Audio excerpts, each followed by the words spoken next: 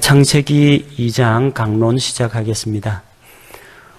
오늘 우리가 함께 읽은 창세기 2장 말씀은 창세기 1장에 나오는 그 창조 사역에 대한 보다 더 상세한 설명이라고 보시면 됩니다. 그래서 전체적인 창조 사역에 대한 요약과 함께 구체적으로 사람을 만드시되 남자와 여자를 만드시고 또 그 둘이 연합하여 한 가정을 이루게 하시는 것을 창세기 2장에서 살펴볼 수가 있습니다.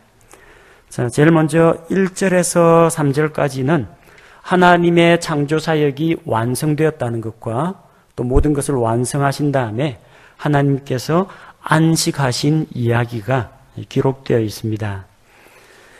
2장 1절에 보니까 이같이 하늘들과 땅과 그것들의 모든 군대가 완성되니라. 창세기 1장에 나오는 창조기사에 대한 종합적인 서술입니다. 하늘들은 셋으로 이루어져 있다고 했죠. 첫째 하늘, 지구 대기권, 둘째 하늘, 우주공간, 셋째 하늘, 하나님의 보좌가 있는 곳, 이렇게 3층천으로 구성이 되어 있습니다. 그래서 하늘이 복수형으로 되어 있고 또 땅과 그것들의 모든 군대라고 했는데 성경에서 군대라고 하면은 반드시 무장한 군사 병력을 말하는 것이 아니라 떼를 지어서 무리를 지어 있는 것은 군대라고 부릅니다. 그래서 하늘의 천사들도 하늘의 군대라고 부르고 하늘의 일월성신, 하늘에 있는 해, 달, 별들을 가리켜서 하늘의 군대라고 부르기도 합니다. 또 새들의 무리, 벌레들의 떼거리, 짐승떼 이런 것들도 성경에서는 호스트라고 해서 군대라고 부릅니다. 곧 하늘과 땅과 또 그 가운데 채워져 있는 모든 것들을 주께서 다 만드셨다는 겁니다. 그리고 6째 날까지 창조 사역을 마치시고 7째 날에 하나님께서 안식하셨습니다. 하나님께서 자신의 일을 마치시고, 마치셨다는 건 뭘 말합니까? 하나님이 모든 것을 다 완성하셨다는 겁니다. 다 완성하시고 만드신 모든 것을 보시고 매우 좋았더라, 이렇게 종합적으로 평가하고 계십니다. 하나님께서 이것을 완성했습니다. 이제 하나님께서 뭔가 무에서 유를 새롭게 창조하시는 일은 없습니다. 기존에 있는 것들을 유지하고 관리하고 운행하실 뿐이지 하나님이 여러 차례에 걸쳐서 창조하시는 것은 아닙니다. 이 여세간의 창조 사역으로 모든 것을 확실하게 마무리 지으셨다는 겁니다. 그리고 자신의 모든 일에서 떠나셨습니다.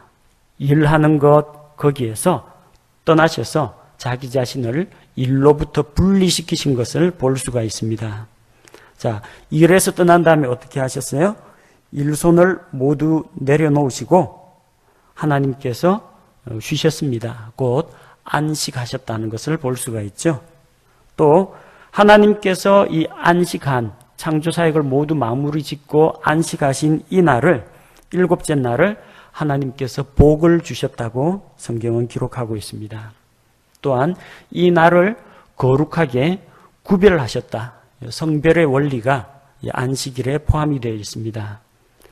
그래서 유대인들은 하나님께서 안식하신 7째 날을 기념하여 하나님께서 쉬셨기 때문에 사람들도 하루를 쉬도록 합니다.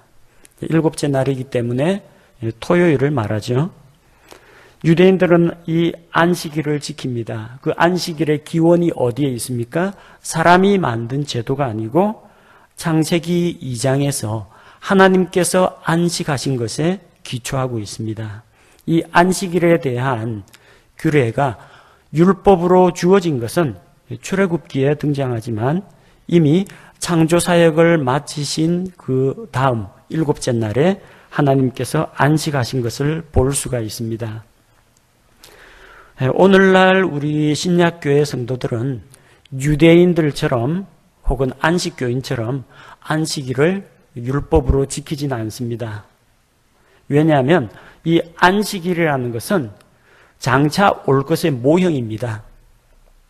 장차 오실 것, 본체, 실체는 예수 그리스도고 구약 시대에 있는 안식일 제도는 장차 올 것의 모형이요 그림자라고 합니다. 그래서 안식일 날 사람들이 쉬도록 했죠. 일주일 가운데 하루를 쉽니다. 그럼 안식일에는 정말 마음의 평화가 있습니까? 안식이 있습니까? 안식일 날도 아픈 사람은 질병에 눌려가지고 평안히 쉬지를 못합니다. 안식일에도 죄를 지은 자는 하나님 앞에서 마음의 평안이 없습니다. 죄의 종, 율법의 노예, 사탄의 종일 때에는 안식을 누릴 수가 없습니다. 절기로서 안식일을 지킬 수는 있지만 진정한 안식을 누리질 못합니다. 그러나 예수 그리스도께서 오셔서 우리에게 안식을 주셨습니다. 마태복음 11장 28절에서 30절 우리 주님께서 수고하고 무거운 짐을 진 모든 자들아 다 내게로 오라고 하셨습니다. 내가 너희에게 쉼을, 안식을 줄 것이라고 약속하셨습니다. 안식일은 우리에게 진정한 안식을 주지 못합니다. 하루 노동을 쉰다는 것 이외에 다른 의미가 없습니다. 그러나 예수 그리스도 안에 있는 자는 그 안식을 이미 누리고 있습니다. 하나님께서 주신 자유와 마음의 기쁨과 평안을 누리고 있습니다. 예수 그리스도가 실체고 안식일이라는 것은 그림자입니다. 그러면 이제 신약 시대의 실체가 왔는데 아직까지도 옛날의 그 그림자와 모형을 붙잡습니까? 우리 신약 성도들은 그렇게 하지 않습니다. 예수 그리스도 안에 있는 그 안식을 누립니다. 또한 이 안식일 제도는 장차 우리가 저 영원한 하늘에서 누릴 그 안식의 모형입니다. 저 하늘에는 눈물이 없습니다. 질병이 없습니다. 아픈 것, 고통과 울부짖는 것, 사망이 다시 있지 않습니다.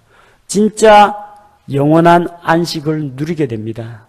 따라서 히브리서 4장 9절에서 11절에서는 하나님의 백성에게는 아직 들어갈 안식이 있다고 이야기합니다.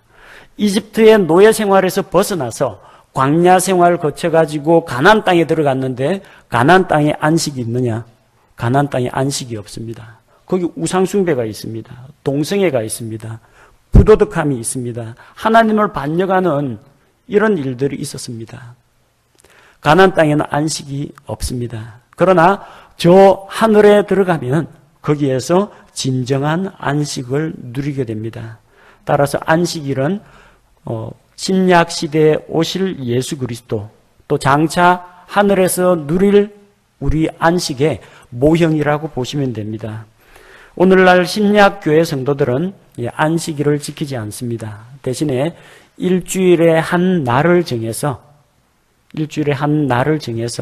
그 날을 함께 모여서 하나님께 예배드리고 성도들과 더불어 교제하고 여러 가지 육체적인 정신적인 무거운 짐들을 내려놓는 날로 우리가 삼고 있습니다. 그날을 우리 주님의 날이라고 해서 우리가 주일이라고 부릅니다. 그러나 이 주일이 무슨 안식일 지키듯이 주일 성수, 주일날 물건도 사지 말라, 주일날 돈 주고 차도 타지 말라, 주일날 자동차와 같은 중장비 조작하지 말라, 이런 식의 율법적으로 주일 성수를 하는 것은 옳지가 않습니다. 우리는 예수 그리스도 안에서 자유를 누리고 있고 이 주일은 율법으로서가 아니라 하나님께 모든 성도들과 함께 모여서 예배드리는 그런 날로 삼고 있습니다. 자, 그 다음에 4절에서 7절까지 보니까 사람을 창조하신 이야기가 보다 상세하게 기록이 되어 있습니다. 먼저 하늘들과 땅이 어떻게 생성되었느냐, 4절에서 하나님께서 땅과 하늘들을 만드셨다고 기록하고 있습니다. 5절 말씀에 주께서 사람을 만들기 전에 들의 초목과 밭의 채소들을 만드신 이야기가 기록되어 있습니다. 자, 이게 개역 성경에는 뭐라고 번역이 되어 있느냐면 여호와 하나님이 땅에 비를 내리지 아니하셨고 경작할 사람도 없었으므로 들에는 초목이 아직 없었고 밭에는 채소가 나지 아니하였으며, 개역은 이렇게 번역하고 있습니다. 자, 그런데 이게 문제가 있죠. 경작할 사람이 없었기 때문에 초목과 채소가 없었다고 했어요. 그럼 경작할 사람이 나타난 다음에 초목과 채소가 나왔어요. 이렇게 되면 초목과 채소는 아담이 씨 뿌리고 나무 심고 정원 꾸미고 해서 만들어버린 게 됩니다. 옳지 않습니다. 아담이 창조되기 이전에 하나님께서 이미 셋째 날에 식물들을 만드셨어요. 사람보다 식물이 먼저 나옵니다. 경작할 사람이 있고 나서 초목과 채소가 나온 게 아닙니다. 사람을 만드시기 전에 먼저 초목과 채소를 만드셨다는 겁니다. 그래서 우리 읽은 5절 말씀을 보니까 들의 모든 초목이 땅에 있기 전에 아무것도 없는 그 무의 상태에서 초목이라는 존재 자체가 없던 상황에서 초목을 만드셨다는 겁니다.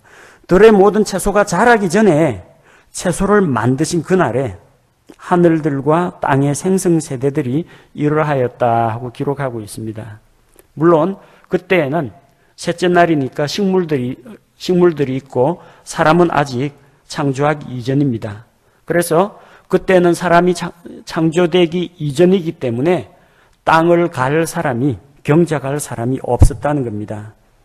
다만 땅에서 안개가 올라왔습니다. 주께서 땅에 비를 내리지 않으셨기 때문에 안개가 땅에서 올라와서 온 지면을 적셨습니다.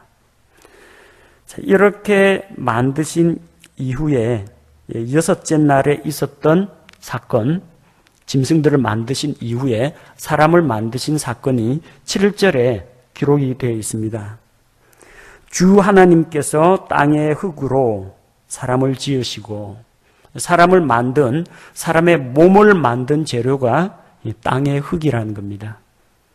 과학 시간에 우리가 배워서 아는 바와 같이 지각을 구성하는 원소들과 사람의 몸을 구성하는 원소가 대단히 유사하다고 합니다. 그래서 사람은 흙에서 지음을 받았고 나중에 죽으면 다시 분해되어서 흙으로 돌아갑니다. 사람의 몸은 흙으로 되어 있다는 겁니다. 하나님께서 흙으로 사람을 지으시라고 되어 있죠. 다른 해와 달과 별과 동물과 식물들을 만드실 때는 뭐라고 하셨어요? 풍성이 내라 있으라 하면 그냥 있는 겁니다. 사람은 그렇게 흙에서 사람이 나오거라 이렇게 명령을 하지 않으시고 흙으로 사람을 지으시고, 영어로 form이라고 되어 있어요. 그러니까 땅의 흙으로 하나님께서 손수 빚어서 만드셨다는 겁니다. 창조물 가운데 어떠한 동물도 이런 방식으로 창조되진 않았습니다. 하나님께서 직접 그분의 친밀한 손길을 가지고 만드셨다는 겁니다. 사람에게 개인적인 그리고 친밀한 관심을 가지고 계신 하나님을 보여줍니다. 자, 그렇게 흙으로 사람을 지으시고 생명의 숨을 그의 콧구멍에 불어넣으시니 사람이 살아있는 혼이 되었다고 합니다. 개역에는 사람이 생을령이 된지라 살아있는 영이 되었다고 하는데 사람은 살아있는 영이 아니라 살아있는 혼입니다. 예수님께서 부활하신 다음에 말씀하셨죠. 너희가 내 손을 만져봐라. 영은 살과 뼈가 없지만 나는 살과 뼈가 있다. 만져보니까 진짜 만져지죠? 예수님이 영으로 부활하셨어요? 몸으로 부활하셨어요? 몸으로 부활하신 거예요. 만약 아담이 살아있는 영이라면 아담은 살이나 뼈가 없어야 정상이에요. 그런데 살이나 뼈가 없다면 이분은 어떻게 만들었어요? 아담의 갈비뼈로 만드셨는데, 그리고 하나님이 빈자리를 살로 채우셨다고 했는데 아담은 분명히 뼈와 살이 있습니다. 그러니까 영이 아니라는 거예요. 몸을 가지고 있습니다. 그리고 그 몸을 다스리고 제어하는 혼이 있습니다. 살아있는 인격이 거기 있습니다. 또 하나님께서 불어넣으신 생명의 숨, 곧 사람의 영이 있습니다. 그래서 이 영과 혼과 몸이 합쳐진 존재를 성경에서는 살아있는 혼이라고 부릅니다. 영혼이라고 부르는 분도 들어 있습니다. 이분설 주장하시는 분, 사람은 영혼과 몸으로 구성되어 있다. 이분설 주장하시는 분은 영혼이라는 말을 쓰는데 영혼이라는 건 없습니다. 세계 어느 단어에도 스피릿 소울이란 단어는 없어요. 영이면 영이고 혼이면 혼입니다. 스피릿하고 소울은 서로 다른 단어입니다. 히브리어에서도 영은 루아흐라고 합니다. 그리고 혼은 네페슈라고 부릅니다. 단어가 서로 달라요. 영하고 혼이 서로 다릅니다. 그리고 그리스어 성경에도, 신약 성경에도 영은 푸니우마라고 합니다. 그리고 혼은 푸시케라고 합니다. 서로 단어가 달라요. 영혼이라는 건 없습니다. 우리가 그걸 잘 모르기 때문에 영과 혼을 참 나누기도 좀 힘들고 하기 때문에 영혼, 영혼의 자유 이런 표현을 사용합니다만 성경에서는 영과 혼이 나뉘어져 있습니다. 자, 이 사람이라는 존재는 어떤 존재냐?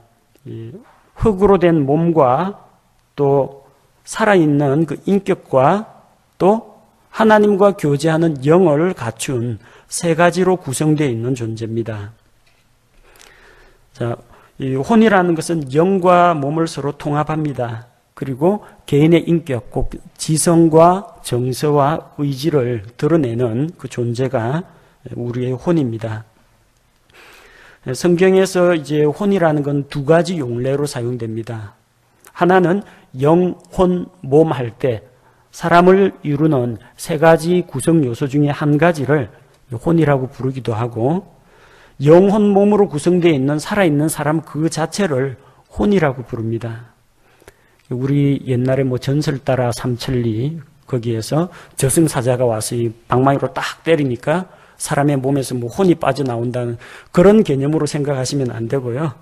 성경에서 혼이라고 하는 것은 창세기 46장 27절에 보니까 야곱의 집의 모든 혼, 곧 이집트에 이른 혼은 이른 혼이었더라. 야곱과 함께 이집트로 내려간 사람이 70명이었다는 이야기예요. 이른 혼이었다고 하는데 이게 혼백이 나와가지고 몸은 저기 가나안 땅에 있고 혼백만 이집트 내려갔다는 이야기가 아닙니다. 이른 혼이라고 하면 70명의 사람이란 뜻입니다. 출애굽기 12장 15절에 무교절 날에 누룩 있는 빵을 먹으면 그 혼은 이스라엘에서 끊어지리라. 이 혼이라는 게 조상 귀신 이런 게 와가지고 둥둥 떠다니면서 제사 음식 먹고 간다 그런 이야기가 아닙니다. 혼은 진짜 살아있는 몸을 갖고 있기 때문에 음식물을 먹을 수가 있습니다. 그래서 빵을 먹는 사람이란 이야기입니다. 사도행전 27장 37절 그 배에 있던 바울과 함께 배를 타고 가던 그 사람들이 전부 276혼이라고 했습니다. 276명의 사람이라는 거예요. 혼들이 배에 타고 몸은 왜 따로 떨어져 있었다 그런 이야기가 아니고 살아있는 사람을 혼이라고 부릅니다. 사람은 이렇게 영, 혼, 몸이 결합되어 있는 존재입니다. 그래야 살아있는 사람이 됩니다. 사람이 죽으면 영과 혼과 몸이 분리가 됩니다. 창세기 35장 18절에 라헬이 죽습니다. 라헬이 그녀의 혼이 떠나려 할 때 혼이 떠난다고 했어요. 혼이 몸에서 나갑니다. 이는 그녀가 죽었기 때문이더라. 죽으면 혼이 사람 몸에서 빠져나갑니다. 누가복음 23장 46절 예수님께서 십자가에 달리셔서 하신 7가지 말씀 가운데 맨 마지막 말씀이죠. 아버지여 내 영을 아버지의 손에 맡기나이다. 숨을 거두실 때 영이 몸에서 떠나갑니다. 자, 그럼 사람이 죽게 되면 영혼, 몸은 분리가 되는데 각각 어디로 가는가? 몸은 시체가 되어서 땅에 묻힙니다. 흙에서 나왔기 때문에 흙으로 돌아갑니다.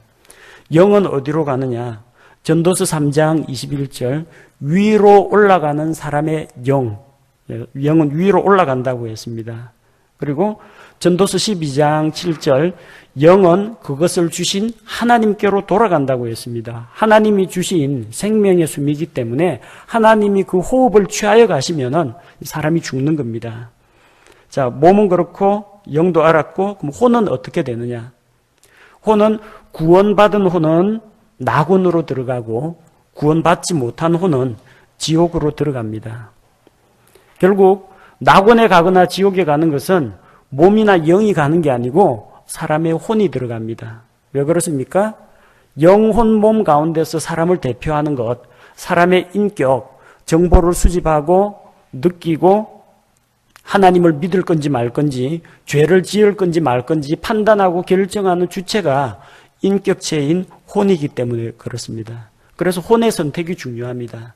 혼이 몸에 있는 귀를 통해서, 몸에 있는 눈을 통해서 성경 말씀을 읽고 받아들이고, 아, 이 말씀이 진짜구나. 내가 하나님께로 나아가야 되겠다. 그렇게 해서 하나님께 저를 구해 주십시오. 주님 앞에 나오고 말씀을 향해 마음문을 열 때 하나님과의 관계가 단절되었던 그 영이 다시 하나님과 소통하게 됩니다. 그래서 우리의 영이 다시 태어납니다. 그리고 이렇게 믿을 때 믿음의 결국 곧 혼의 구원을 받는다고 했습니다. 그래서 미국에서는 이 사람을 죄에서 구원하는 것, 예수 그리스도로 말미암아 그를 구원하는 것을 소울 위닝이라고 합니다. 혼을 구한다. 혼을 구한다 하는데 사람의 혼이 그 사람의 운명을 결정합니다. 지옥에 갈 건지 낙원에 갈 건지. 그리고 나중에 우리가 모두 다 부활한 다음에 천년왕국과 새하늘과 새 땅에 들어갈 것인지 꺼지지 않는 불호수에 들어갈 것인지 살아있는 동안에 혼이 어떠한 결정을 내렸느냐, 거기에 따라서 우리의 미래가 결정되는 겁니다. 자, 하나님께서 사람을 만드시고요.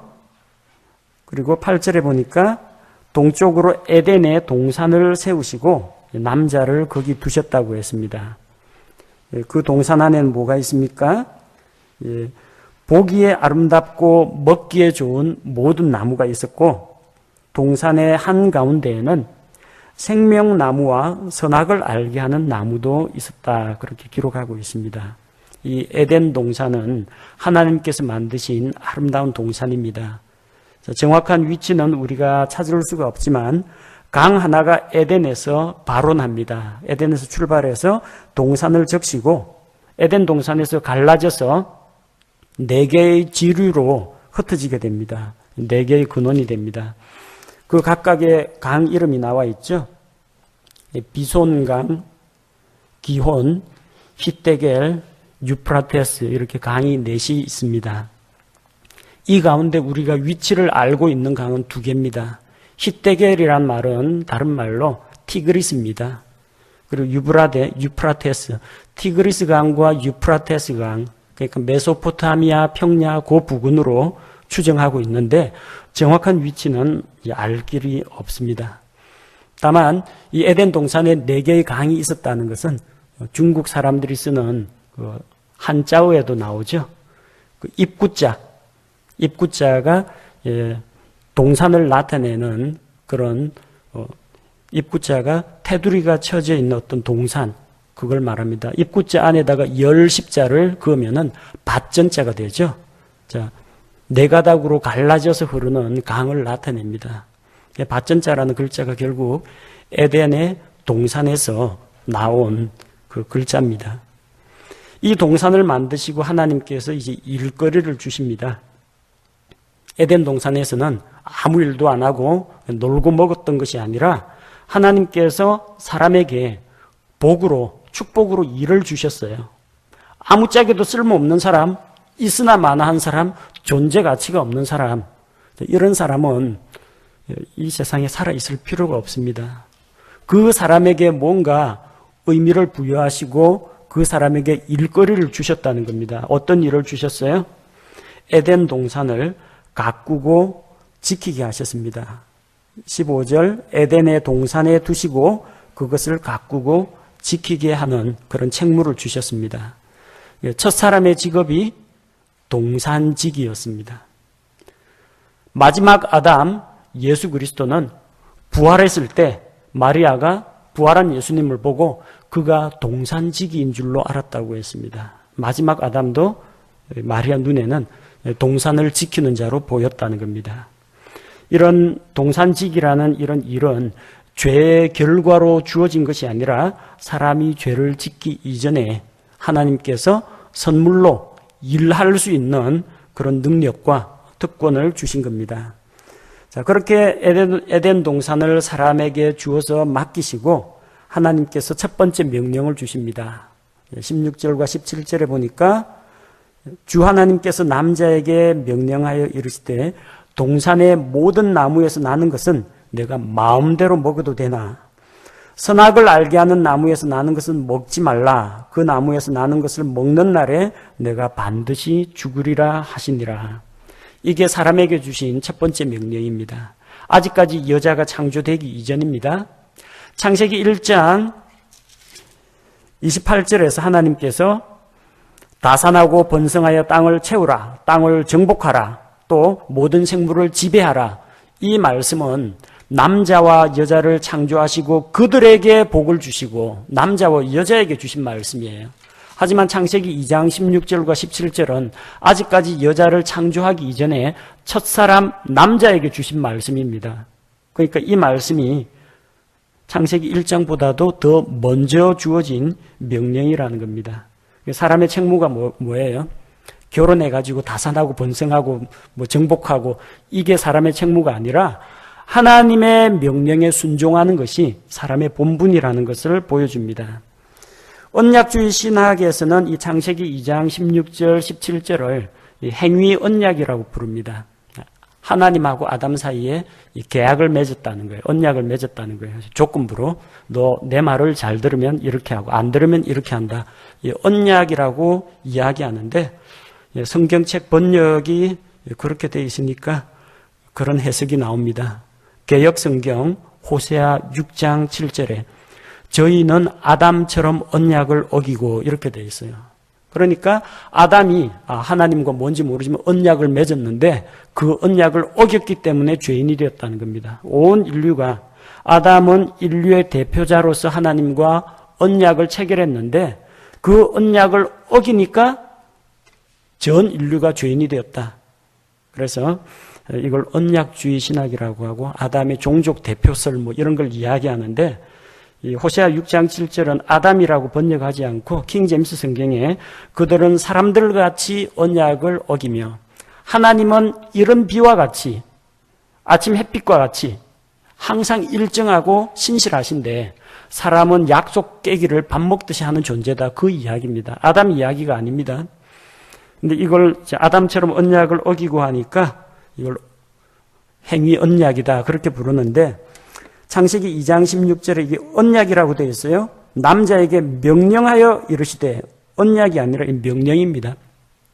하나님하고 아담 사이의 언약이 아니라 명령이라는 겁니다.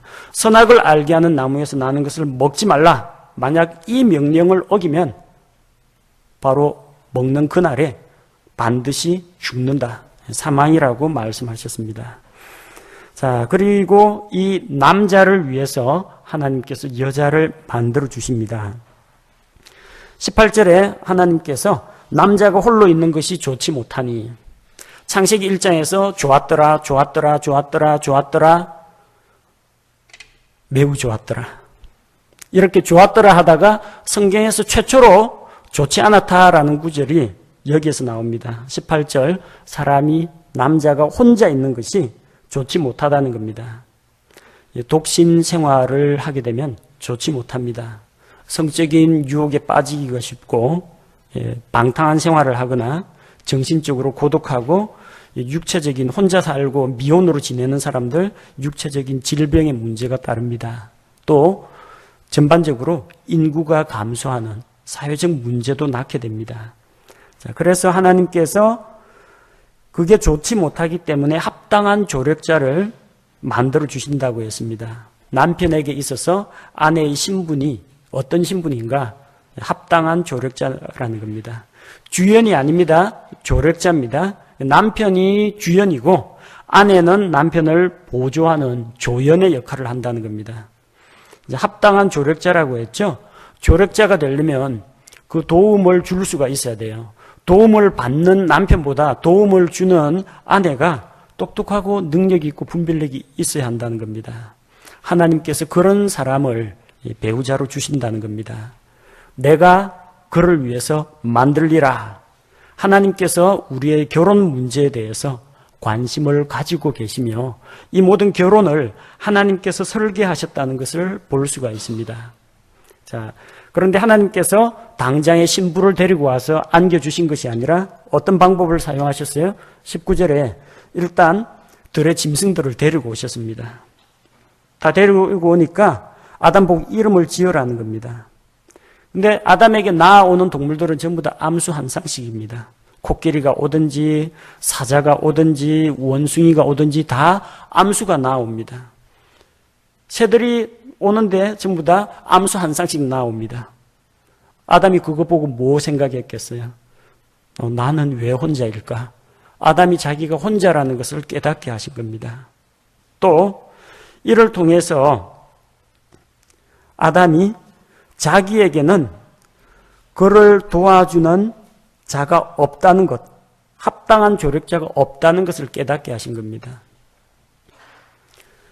코끼리같이 황소같이 힘센 동물이 있어요. 아담의 일을 도와줄 수는 있습니다. 그러나 아담의 허전함과 외로움을 달래줄 수는 없습니다. 원숭이가 아담의 기분 좋게 재롱을 떨 수는 있습니다. 강아지가 꼬리치면서 아담에게 충성을 하고 아담과 친구가 될 수는 있습니다. 그렇지만 아담의 빈자리를 채워줄 수 있는 합당한 조력자는 아니라는 겁니다. 그래서 20절 마지막이 그를 위한 합당한 조력자를 찾지 못하였더라. 동물들 가운데 없다는 이야기예요.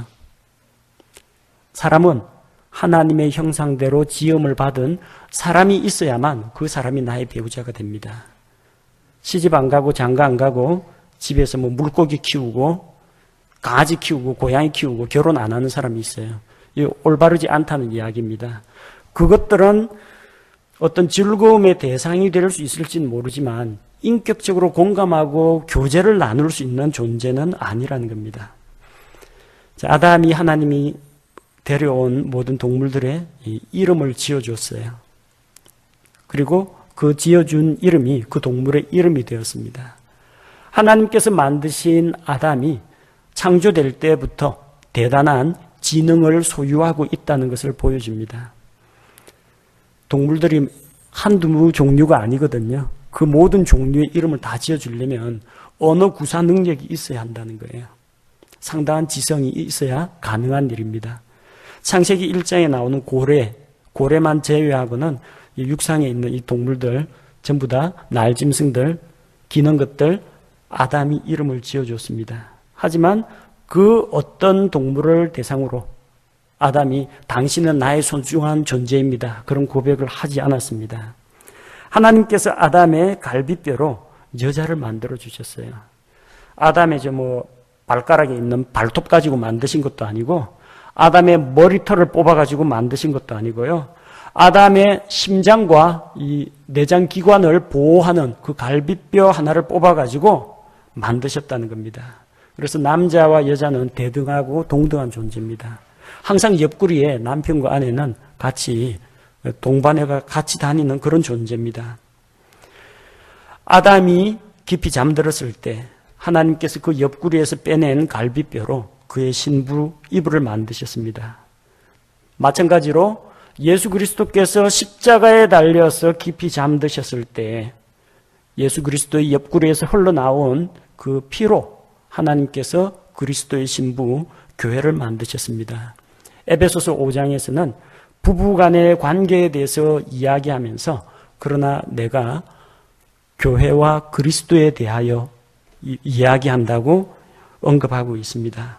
이 남편과 아내의 관계는 예수 그리스도와 교회와의 관계와 같다는 것입니다. 그래서 가정은 대단히 소중합니다. 예수 그리스도와 교회와의 관계를 실현해 볼 수 있는 장이고 하나님의 사랑과 진리가 전파되는 장이 가정이라는 것입니다. 하나님께서 그 신부를 데려오자 아담이 내 뼈 중에 뼈요 살 중에 살이라 그렇게 고백합니다. 당신은 나에게 있어서 가장 소중한 존재, 또 다른 나라는 이야기입니다.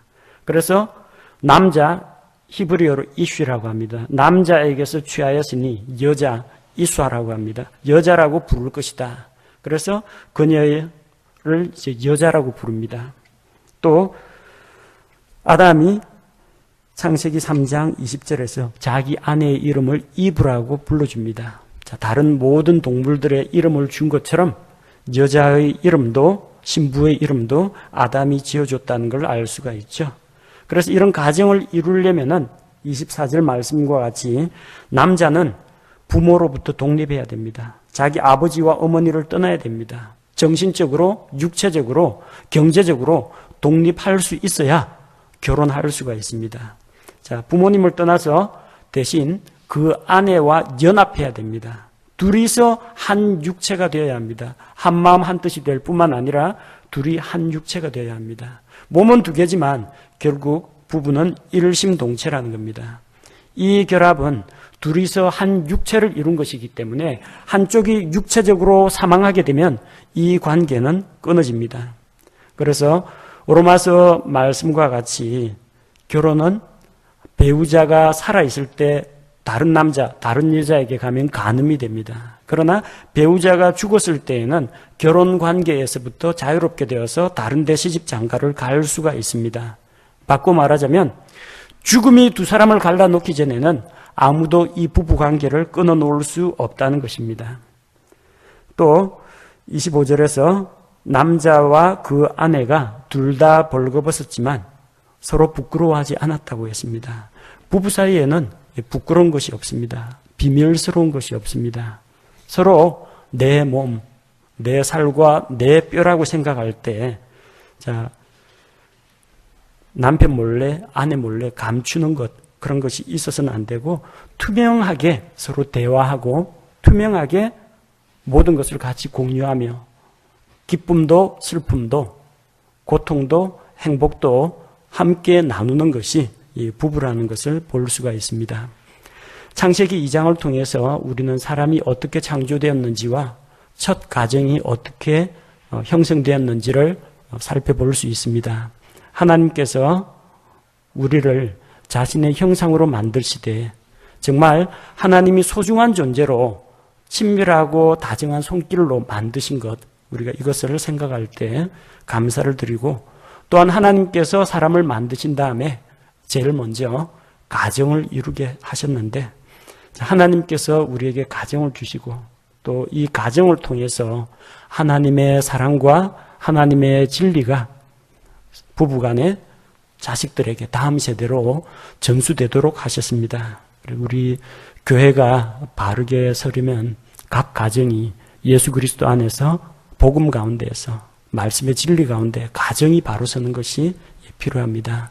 이런 것들을 기억하시고 특별히 기도하실 때 우리 교회를 위해서 또 각 가정들, 고난당하고 어려움 당하는 가정들, 또 아직까지 가족이 다 구원받지 못한 그런 가정들을 위해서 특별히 기도해 주시기 바랍니다. 제가 기도하겠습니다.